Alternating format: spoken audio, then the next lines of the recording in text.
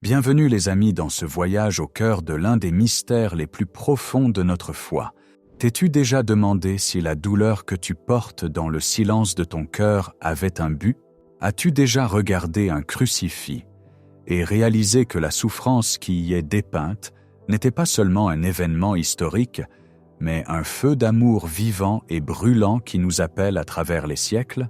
Aujourd'hui, nous allons gravir les marches étroites d'une tribune en Italie pour revenir à l'année 1918, pour être témoin d'un moment où le voile entre le ciel et la terre s'est complètement déchiré.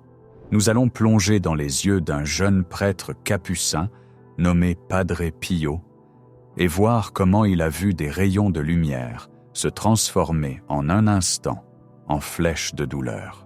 Nous allons explorer le mystère des stigmates, non seulement comme une blessure, mais comme un sceau d'intimité divine. Avant d'entrer dans ce silence sacré de la tribune, prenons un moment pour créer un sanctuaire ici même, parmi nous. Si tu portes un fardeau aujourd'hui, une inquiétude pour un être cher, une douleur physique ou une lourdeur d'esprit que personne d'autre ne voit, je t'invite à le déposer dans les commentaires ci-dessous. Tu n'as pas besoin d'expliquer. Dieu connaît les détails. Si tu ne trouves pas les mots, écris simplement « Amen ». Et je te demande, comme un acte de charité, de faire défiler et de trouver le commentaire d'un frère ou d'une sœur. Réponds-leur avec un mot d'espoir. Dis-leur « Dieu est avec toi » ou « Je prie pour toi ». Faisons en sorte que dans cet espace numérique, personne ne se sente marcher seul. Maintenant, tournons nos cœurs vers San Giovanni Rotondo. Pour comprendre ce qui s'est passé en cette matinée fatidique, nous devons d'abord comprendre le cœur de l'homme qui l'a vécu. C'est l'automne 1918. Le monde saigne. La Première Guerre mondiale fait rage, déchirant l'Europe, laissant une génération de jeunes hommes brisés dans la boue. Au milieu de ce cri d'agonie mondiale, il y a un petit couvent désolé dans les montagnes du Gargano. À l'intérieur, il y a un prêtre de 31 ans, Fra Pio. Il est frêle. Il est souvent malade. Pour le monde extérieur, ce n'est personne. Un frère maladif caché dans les montagnes. Mais à l'intérieur de son âme, un autre genre de guerre se livre. Une guerre d'amour. Padre Pio ne cherchait pas la gloire. Il ne cherchait pas les miracles. Il cherchait seulement à aimer Dieu et à s'offrir en victime pour les pécheurs du monde. Il voyait la douleur de l'humanité et il a demandé au Seigneur de le laisser la porter, mais il n'aurait jamais pu imaginer à quel point le Seigneur répondrait littéralement à cette prière. Les événements dont nous discutons aujourd'hui proviennent directement de sa propre réticence. Padre Pio ne voulait pas parler de ces choses. Il en était terrifié. Ce n'est que sous la stricte obéissance de son directeur spirituel, le père Benedetto, qu'il a pris la plume dans une lettre datée du 22 octobre 1918. Dans cette lettre, écrite d'une main tremblante, il a dévoilé le secret des stigmates. Revenons au matin du 20 septembre 1918. C'est un vendredi. La fête des stigmates de Saint François d'Assise vient de passer 3 jours plus tôt. L'air dans l'église Notre-Dame de Grâce est frais et immobile. Padre Pio vient de finir de célébrer la Sainte Messe. Pour un prêtre, la messe est le sommet de la journée, le moment où il tient le corps du Christ entre ses mains. Mais pour Padre Pio, la messe était une crucifixion. Il vivait la passion de Jésus à l'autel. Après la messe, il ne part pas. Il monte les escaliers vers la tribune, le balcon en bois surplombant la nef de l'église. Il va au pied du grand crucifix qui y est suspendu. C'est un lieu de solitude, un lieu où il offre habituellement ses prières d'action de grâce. Il s'agenouille. Le bois est dur sous ses genoux. L'odeur de l'encens persiste encore dans l'air, se mêlant à la poussière de la vieille église. Il commence à prier, et puis tout change. Dans sa lettre, Padre Pio décrit ce qui s'est passé ensuite avec une phrase à la fois belle et terrifiante. Il dit qu'il a été soudainement envahi par un doux sommeil. Nous devons faire une pause ici. Ce n'était pas du sommeil. Ce n'était pas une sieste. Ce doux sommeil était une suspension des sens. C'est ce que les mystiques appellent la quiétude, un calme divin. C'est un état où l'âme est si saisie par la présence de Dieu que le monde extérieur s'efface. Les bruits de l'église, les oiseaux dehors, le craquement du bois, tout a disparu. Il décrit un silence profond. Il écrit qu'une grande paix est tombée autour de lui et en lui. Mais ce n'était pas la paix de la relaxation, c'était la paix de l'abandon total. Il a ressenti à ce moment-là un détachement complet de tout ce qui est terrestre. Il le décrit comme la perte de toute chose. C'était comme s'il était suspendu dans le vide, seul avec le Créateur. Dans ce silence, la peur a commencé à monter. Non pas une peur du danger, mais le tremblement sacré d'une créature en présence du Créateur. Il a senti un tumulte dans son cœur, un souffle de vent spirituel qui signalait l'arrivée de quelque chose d'immense. Puis, il l'a vu. Dans sa vision, juste là dans la tribune, un être mystérieux est apparu devant lui. Padre Pio est prudent dans sa description. Il note que cet être était semblable à celui qu'il avait vu juste un mois plus tôt, en août, lors d'un événement connu sous le nom de transverbération, où son âme a été transpercée par une lance céleste. Mais cette fois, la vision était différente. Cet être mystérieux ne tenait pas de lance. Cet être était le Christ crucifié. Pourtant, il ne le nomme pas simplement Jésus. Il se concentre sur les plaies. Il décrit l'être comme ayant des mains, des pieds et un côté qui ruisselait de sang. Imagine la scène. Au milieu de ce doux silence terrifiant, la figure du serviteur souffrant se tient devant l'humble frère. L'être ne parle pas. Le sang parle. C'est une vision d'amour absolu et de douleur absolue combinée. Padre Pio écrit « La vue me terrifia ». Nous pensons souvent aux visions de Jésus comme réconfortantes, comme une étreinte chaleureuse. Mais quand le divin fait irruption dans la réalité humaine, c'est bouleversant. Padre Pio était paralysé par la terreur. Il avait l'impression que son existence était en train de se défaire. Il dit à son directeur spirituel qu'il a senti qu'il aurait dû mourir. Il écrit qu'il serait en effet mort si le Seigneur n'était pas intervenu pour soutenir son cœur. Son cœur battait violemment, bondissant dans sa poitrine comme un oiseau piégé. L'intensité pure de la sainteté rayonnant de cet être était trop forte pour être supportée par une enveloppe humaine. Et puis, la transformation s'est produite. La vision de l'être mystérieux ne s'est pas simplement estompée. Elle a explosé dans la réalité. L'être s'est retiré de sa vue, mais l'effet de la vision est resté. Padre Pio s'est regardé. Il a regardé ses mains, qui, quelques instants auparavant, étaient jointes en prière. Il a regardé ses pieds cachés sous son habit. Il a touché son côté. Il écrit « Je vis que ces parties de mon corps étaient percées et ruisselaient de sang. » Les rayons de lumière qui avaient émané des plaies de l'être mystérieux étaient devenus, en un instant, des flèches de douleur. Ils avaient voyagé depuis la vision divine et frappé physiquement le corps du frère. La réalité spirituelle était devenue une réalité physique. La douleur était instantanée et aiguë. La terreur de la vision a été remplacée par le choc des blessures. Il ne regardait plus simplement le crucifié, il le devenait. Padre Pio est resté seul dans la tribune, en sang. Le silence est revenu, mais il était maintenant rempli par l'élancement de 5 plaies ouvertes. Il décrit la douleur comme un tourment continu. C'est un point crucial que nous devons comprendre.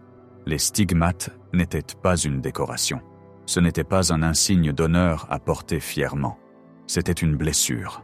Ça faisait mal, ça brûlait, ça saignait. Dans sa lettre, Padre Pio est très précis sur la nature de cette douleur. Il est honnête avec son directeur spirituel. Il n'essaie pas de ressembler à un héros stoïque. Il admet sa faiblesse. Il dit que la douleur est vive et perçante. Mais il y a un détail qu'il partage qui est particulièrement déchirant. Un détail qui nous donne un aperçu des profondeurs de sa souffrance. Il parle spécifiquement de la plaie de son cœur. Il écrit que si toutes les plaies sont douloureuses, la plaie de son côté, la plaie du cœur, a un rythme spécifique. Il dit qu'elle saigne abondamment à partir du jeudi soir et continue jusqu'au samedi. Pourquoi ces jours-là? Parce que ce sont les jours de la Passion. Jeudi soir, l'agonie au jardin. Vendredi, la crucifixion. Samedi, le silence du tombeau. Padre Pio vivait le calendrier liturgique dans sa propre chair. Il confesse une peur très humaine dans cette lettre. Il dit « J'ai peur de mourir d'hémorragie si le Seigneur n'entend pas mes supplications sincères pour me soulager de cette condition. » Écoute la vulnérabilité dans ces mots. Ce grand saint, ce faiseur de miracles avait peur. Il avait peur de mourir d'une perte de sang. Il avait peur de la confusion que cela causerait. C'était un simple frère qui voulait juste être anonyme, et maintenant il était marqué par les signes les plus visibles et mystiques de la foi catholique. Il supplie son directeur spirituel, Jésus, qui est si bon, m'accordera-t-il cette grâce? Il ne demandait pas que la douleur soit enlevée. Il demandait que les signes visibles soient retirés. Il voulait la souffrance, il voulait la croix, mais il ne voulait pas le spectacle. Il voulait souffrir en secret comme le Christ au jardin de Gethsémani, pas comme le Christ sur le Golgotha à la vue de tous. Mais le plan de Dieu était différent. Le Seigneur n'a pas retiré les plaies. Pendant 50 ans, un demi-siècle, Padre Pio allait porter ses plaies ouvertes. Elles ne guériraient jamais, elles ne s'infecteraient jamais, et elles ne cesseraient jamais de saigner. Il devait envelopper ses mains dans des mitaines. Il devait apprendre à marcher sur des pieds percés, cachant sa boiterie. Il devait célébrer la messe tout en sentant les clous dans sa chair. Alors, qu'est-ce que cela signifie pour nous? Pourquoi racontons-nous cette histoire aujourd'hui? Est-ce juste pour s'émerveiller d'un miracle? Non, l'histoire de Padre Pio recevant les stigmates est une leçon sur l'alchimie de l'amour divin. Elle nous enseigne qu'aux yeux de Dieu, l'amour et la souffrance sont souvent tissés ensemble en un seul fil. Quand Padre Pio a vu ces rayons de lumière venant de l'être mystérieux, c'étaient des rayons d'amour. Dieu l'aimait tellement qu'il voulait tout partager avec lui, même sa douleur. Et quand ces rayons ont frappé Padre Pio, ils sont devenus des flèches de tourment. C'est le grand paradoxe. Plus nous nous approchons du feu de l'amour de Dieu, plus il brûle notre égoïsme. Ça fait mal d'être sanctifié. Ça fait mal d'aimer comme Jésus. Quand nous regardons la vie de Padre Pio, nous voyons qu'il n'a pas souffert en vain. Ses plaies sont devenues la source de guérison pour des millions de personnes. Parce qu'il connaissait la douleur, il pouvait comprendre la douleur des pénitents qui venaient à son confessionnal. Parce qu'il saignait, il pouvait offrir un véritable sacrifice à l'autel. Il est devenu un hôpital vivant pour les âmes. Le sang qui coulait de ses mains lavait les péchés de ceux qui venaient à lui. La douleur dans son cœur est devenue un pont sur lequel des milliers de personnes ont marché pour revenir à Dieu. Il y a ici un espoir profond, pour toi et pour moi. Nous ne portons peut-être pas les stigmates visibles. Nous ne voyons peut-être pas de vision de l'être mystérieux dans la tribune. Mais nous avons tous nos blessures. Nous avons tous ces jeudis soirs de solitude, ces vendredis de souffrance, ces samedis de silence, où Dieu semble absent. L'expérience de Padre Pio nous enseigne que nos blessures ne sont pas sans signification. Elles ne sont pas des signes que Dieu nous a abandonnés. Au contraire, elles peuvent être les lieux mêmes où la lumière du Christ essaie d'entrer.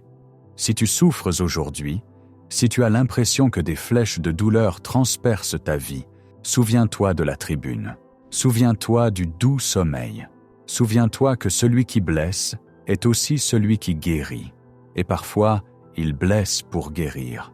Padre Pio a dit un jour, « La vie d'un chrétien n'est rien d'autre qu'une lutte perpétuelle contre soi-même. Il n'y a pas d'épanouissement de l'âme à la beauté de sa perfection, sauf au prix de la douleur. » Il n'a pas dit cela d'après un manuel. Il l'a dit depuis un corps qui était transpercé. Il l'a dit en tant qu'homme qui avait regardé le visage du crucifié et ne s'était pas enfui. Au fil des années, Padre Pio a appris à naviguer dans cet océan de douleur. La terreur qu'il avait ressentie ce matin de septembre s'est transformée en une acceptation calme et brûlante. Il a réalisé que l'être mystérieux l'invitait à être un co-rédempteur. Il a réalisé qu'en unissant son sang au sang du Christ, il pouvait aider à sauver le monde. Et il l'a fait. Il l'a sauvé une prière à la fois, une messe à la fois, une goutte de sang à la fois. En concluant cette réflexion, revenons à cette image des rayons de lumière. Quand la vision s'est terminée, Padre Pio est resté avec les plaies, mais il est aussi resté avec la lumière. La douleur était le vaisseau qui portait la lumière. Ta douleur, quelle qu'elle soit, est un vaisseau. N'en aie pas peur. Ne pense pas que c'est la fin. C'est un rayon de lumière du ciel, peut-être déguisé en flèche demandant la permission d'entrer dans ton cœur. Prions pour que nous, comme Padre Pio, puissions avoir le courage de dire oui à la volonté de Dieu, même quand elle nous terrifie. Prions pour que nous puissions avoir confiance que le Seigneur soutiendra nos cœurs quand ils battront de peur. Merci d'avoir fait ce voyage vers la tribune avec nous aujourd'hui. Merci d'avoir écouté l'histoire des rayons qui sont devenus des flèches. Que l'intercession de Saint Pio de Pietrelcina soit avec toi, que ses mains blessées te bénissent, et que son cœur brûlant te donne de la chaleur dans tes propres nuits froides. Si cette histoire a touché ton esprit, si elle t'a donné une nouvelle perspective sur tes propres luttes, je t'invite à partager ce message. Et s'il te plaît, n'oublie pas les frères et sœurs dans les commentaires ci-dessous. Un petit mot de gentillesse de ta part pourrait être le miracle pour lequel ils prient. Va en paix, portant ta croix avec espoir, car la résurrection t'attend. L'histoire des stigmates ne se termine pas en 1918. Elle continue chaque jour où un croyant choisit de faire confiance à Dieu au milieu de la souffrance. Elle continue en toi. Jusqu'à ce que nous nous revoyions, que Dieu te bénisse et te garde.